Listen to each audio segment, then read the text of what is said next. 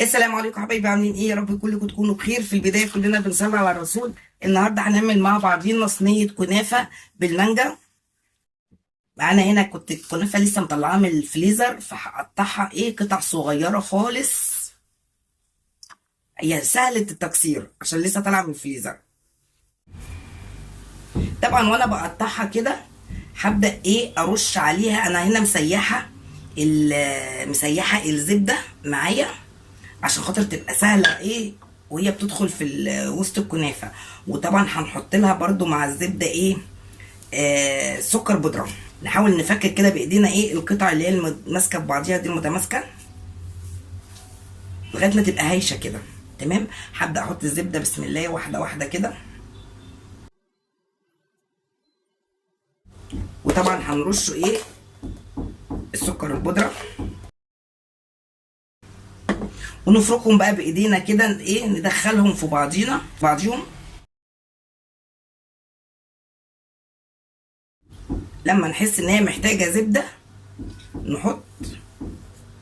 لازم تتشرب حلو قوي بالزبده بحيث انها تطلع معانا هشه كده وجميله.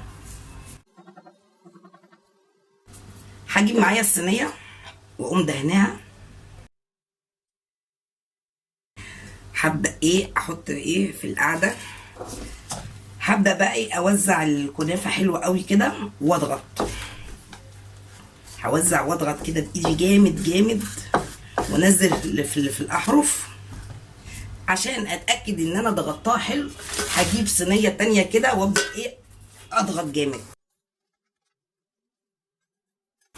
هنديها رشه زبده كده، حاجه بسيطه كده من على الوش. وهبدا الفرن شغال، هحطها في الفرن. هبدا بقى اعمل الطبقات اللي انا عايزه اعملها عشان خاطر تطلع لنا بقى كنافه زي بتاعت الحلواني بالظبط اللي بنشتريها بالشيء الفلاني. لا، ده احنا هنعملها باقل التكلفه. طبعا انا معايا ده نص كيلو كنافه، عملت منه صينيه، والباقي هعمل لكم بيه حاجه تانية باذن الله. هي حاجه ترند كده هوريها لكم باذن الله. حبايبي، هنبدا نعمل مع بعضينا الكريمه اللي هي الكدابه. والكنافه طبعا في الفرن. هنحطه هنا في الاول 3 معالق سكر بسم الله.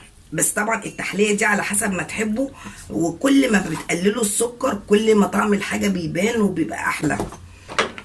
وهنحطه هنا شويه كريم شانتيه، يعني معلقه كده كريم شانتيه كبيره هرميه كده، معلقه هرميه بتدي شويه طراوه. ده طبعا كل ده على البارد. وهنحطه معلقتين نشا برضو هرميين كبار. وهنبدأ نقلبهم على النار بحيث لو احتاجنا لبن زيادة، عشان احنا مش عايزينها لا تخينة قوي ولا سايلة قوي، تبقى هي زي القشطة كده، زي الكريمة، فاهماني؟ بحيث انها هنحطها في التلاجة. دي الطبقة الاولى اللي هنحطها على الكنافة. ودي وش اللبن، اللي عنده وش لبن اللي عنده كريمة يحط. طبعا حطيت كده بحيث ان تدي تيست جميل قوي وبتدي طراوة جامدة قوي. هنبدأ بقى طبعا نقلبها كده ونحروح بيها على النار لغاية ما تبقى زي ما هوريكم مع بعضينا هتبقى عاملة ازاي بإذن الله. نقلب بقى فيها كده على النار لغاية ما تبقى معانا قوامها مناسب. وخلاص احنا مش هنكتر اكتر من نص كيلو لبن، بس جنبنا لبن زيادة بحيث انها لو هتتقل معانا نزودها لبن. طبعا القشطة بتاعتها والكريمة كلها هتفك. حبايبي، ادي الكنافة طلعت معانا، وهنسقيها بقى شربات مع بعضينا. بس مش هنكتر الشربات ليه؟ عشان ما تبقاش معسله قوي. بسم الله.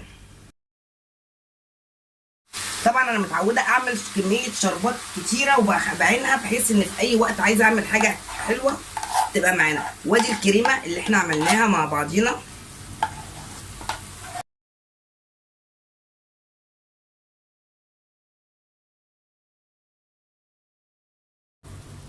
دي هتكون معانا الطبقه الاولى. هنعمل الطبقه الثانيه بقى بتاعت المانجا، وبعد كده هنحط المانجا على الوش. حبايبي، انا طبعا عملت الطبقه الاولى، هعمل الطبقه الثانيه. انا طبعا هنا عندي المانجا كنت حافظاها في الفريزر، عشان كده حطيتها في مصفى فنزلت الميه بتاعتها. هي دي بقى ميتها. هبدا اعمل برضو طبقه ثانيه. هحط 3 معالق سكر زي اللي احنا عملناهم قبل كده. على فكره انا دقت الكريمه، لقيت طعمها حلو جدا وسكرها مناسب.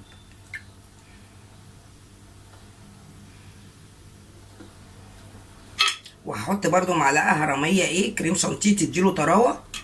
وهبدا طبعا اقلبها ايه على النار، بس انا مش عايزه هيبقى لونها ايه الفاتح كده اللي مش حلو، اللي لون المانجا. هبدا اعمل ايه، هحط لون بسيط جدا عشان يديني لون المانجا الاصفر كده الفاتح.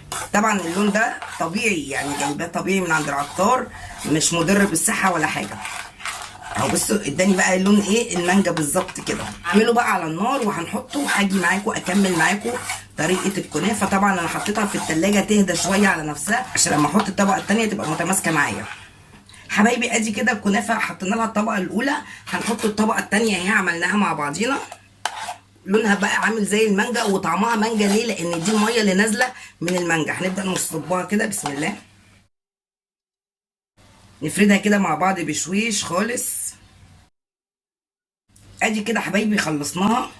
هنبدا بقى نحط مع بعضينا ايه الطبقه الاخيره، هي سخنه لسه بتطلع دخان، اللي هي بقى المانجا الفريش. هنبدا نحطها كده نوزعها على الوش، وهنحطها في التلاجة، ولما تبرد هنقطعها واوريكم الشكل النهائي بتاعها ايه.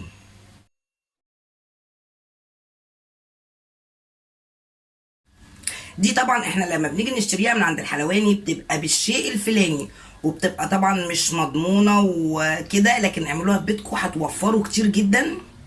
وغير طعمها بقى تحفه تحفه تحفه زي بتاع المحلات بالظبط. تجمد بس في التلاجة. ومعلش سامحوني انا قصرت معاكم السنه دي في رمضان، معلش لظروف بس غصب عني، لكن باذن الله هحاول الفتره الجايه اعوض لكم باذن الله وانزل لكم فيديوهات وافكار جديده. هنحطها في التلاجة وبعدين نبدا ايه نقطعها ونشوفها مع بعضينا هتطلع شكلها ايه. تمام كفايه قوي كده مانجا، هي كده عايزه التلاجة بقى، عايزه التلاجة وعايزه اكل. انا بقى ايه هاكل شويه دول. حبايبي ادي صينيه الكنافه طلعت معانا، وادي قطعناها والقطعه كده طلعت بالمنظر ده كده. طبعا منظرها تحفه جدا زي اللي بنشتريها وافضل. حبايبي بقى ما تنسونيش في لايك شير كومنت ظريف من اكل ودردشه ام كريم.